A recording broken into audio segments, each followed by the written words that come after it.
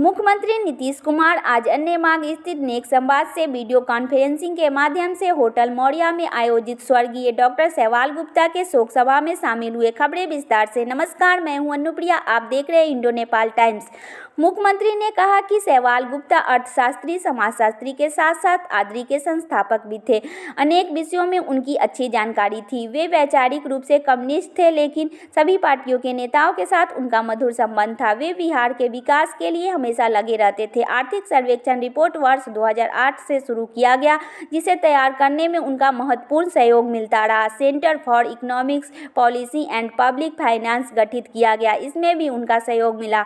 उन्होंने कहा कि बिहार को विशेष राज्य का दर्जा दिलाने के लिए हम लोगों ने अभियान चलाया। इसको लेकर वर्ष 2013 में यूपीए सरकार द्वारा गठित रघुराम राजन कमेटी में सहवाल गुप्ता को भी सदस्य के रूप में शामिल किया गया था। देश विदेश के लोग या पत्रकार जब बिहार के संबंध में जानकारी लेने आते थे तो वे सहवाल गुप्ता से जरूर चर्चा करते थे। वे हमेशा बिहार की बेहतरी को लेकर बातें करते रहते थे। बिहार के आर्थिक सर्वेक्षण की रिपोर्ट की भी प्रशंसा होती रही है। वर्ष 2016 में महिलाओं की मांग पर हमने राज्य में शराबबंदी लागू की। आद्री ने शराबबंदी से होने वाले फायदे के संबंध में एक सर्वेक्षण रिपोर्ट जारी किया। इस रिपोर्ट में बताया गया कि शराबबंदी लागू होने से लोगों के बीच दूध की खपत बढ़ गई है। मुख्यमंत्री ने कहा कि सहवाल गुप्ता ने अंतर्राष्ट्रीय सेमिनार का भी आयोजन किया था, जिसमें तत्कालीन राष्ट्रपति प्रणब मुखर्जी के साथ मुझे भी शामिल होने का मौका मिला था। जब भी मुझे आमंत्रित किया, मैं उनके कार्यक्रमों में शामिल होता रहा। पिछले कुछ वर्षों से उनकी तबीयत खराब चल रही थी, लेकिन फिर भी वे अपने काम के प्रति सक्रिय थे। अपनी तबीयत को लेकर वे चिंतित नहीं रहते थे। उन्होंने कहा कि स्वर्गीय सहवाल गुप्ता का जन्म बेगूसराय में हुआ था, यह गौरव की बात है। बिहार के व्यक्ति का देश विदेश में इतना संपर्क था। मैं स्वर्गीय सहवाल गुप्ता जी के प्रति अपनी श्रद्धांजलि अर्पित करता हूं। आद्री के डायरेक्टर प्रभात घोष ने भी सहवाल गुप्ता से जुड़ी बातों को साझा किया। प्रोफेसर अमर्त्य सेन ने भी सहवाल गुप्ता के कार्यों से जुड़ी कई बातों की चर्चा की। अंतर्राष्ट्रीय स्तर के बने बिहार म्यूजियम के निर्माण के संबंध में भी उनके महत्वपूर्ण सुझाव मिले थे। पीडीएस सिस्टम के संबंध में भी उनकी राय मिली थी, जिसके आधार पर ग्रामीण क्षेत्र के 85% तथा शहरी क्षेत्र के 73% लोगों को पीडीएस का लाभ दिया गया। नमस्कार।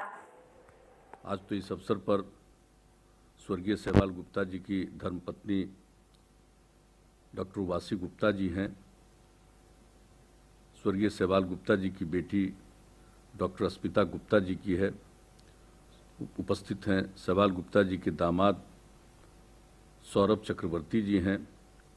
और इस पूरे कार्यक्रम का आयोजन आद्री के जो डायरेक्टर हैं प्रभात घोष जी हैं।